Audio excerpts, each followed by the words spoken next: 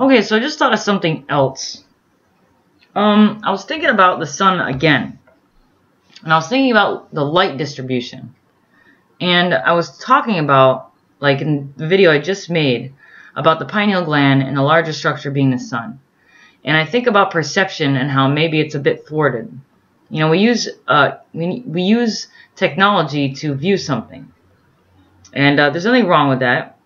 But there's something about the eyeballs and the pineal gland and revealing truths in your mind pockets, your body pockets,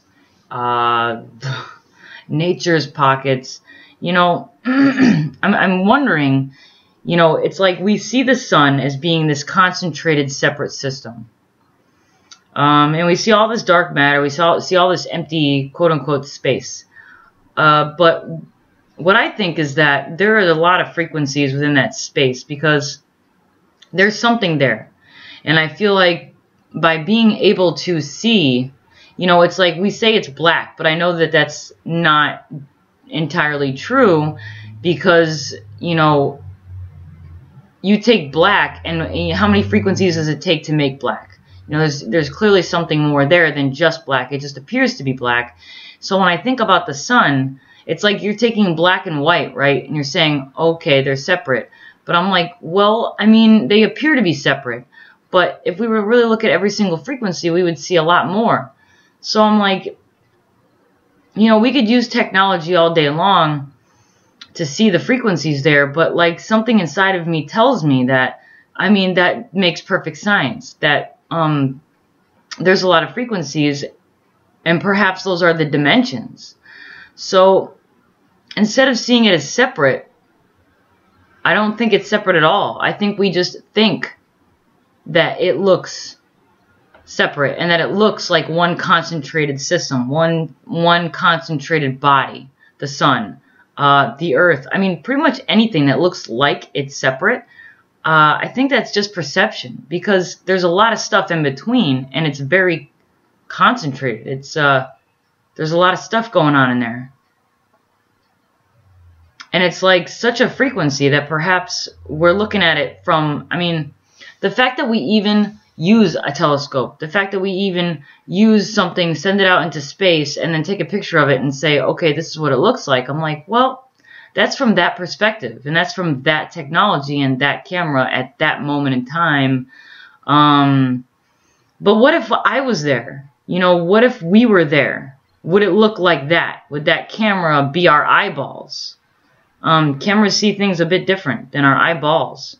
You know, people see different frequencies all the time. Like how I say, I look at the night sky and I see dark purple, blue. I see white. I see red. You know, it depends. Like it all depends. Sometimes I see all kinds of different colors in the night sky, but I very rarely ever see black, just black, ever. So when I think about what we think about space, I always question it because that's not what I see. And when I think about light properties and frequencies and about what's really actually there, it's like I try to cancel out what we already know. Not cancel out per se, but sort of delve into it because I know there's something more than that. So I guess what I'm saying is that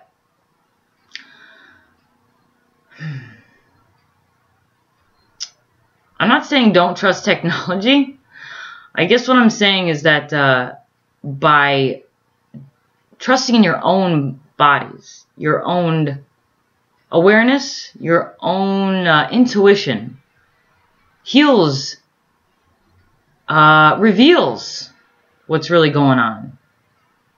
I think that might be the truth because when I think about these different dimensions and people that seem to pop in and out of existence, which appear to look like death, which appear to look like missing persons, I think about light distribution and I think, okay, well maybe their frequencies just aren't revealed right now.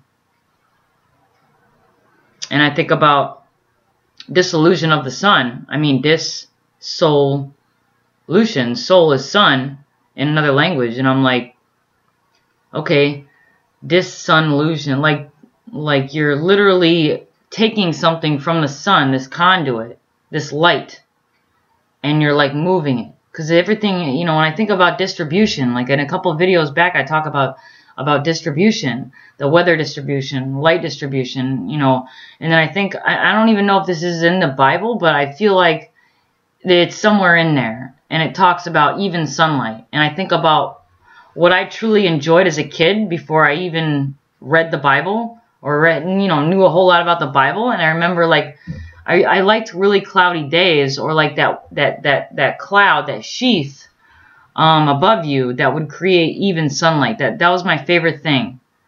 I think it was 4th grade, and I remember like loving those days because it was like a perfect temperature, and there was like no shadows.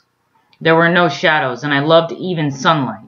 And it's a weird thing for a kid to like and still remember at 31 years old that I love even sunlight. And then I don't know if it says it in the Bible, but something's telling me that it says it in there. Something about noon or something about even sunlight. I'm not even sure if it's in there. I guess it must be or something, you know. And I think about total dissolution, and I think of soul being in there, the sun, and I'm like, well, you know, maybe it just appears to be concentrated in one area, but maybe reality is that's just how we perceive it with technology. What if it really isn't like that? What if you like awaken those frequencies within yourself, within your pineal gland, which is the sun, just by realizing a truth like that, and then it's like literally created in your reality, because like I feel like we are the reality. I don't know if that's the truth, but that's definitely something that I'm thinking about right now is that.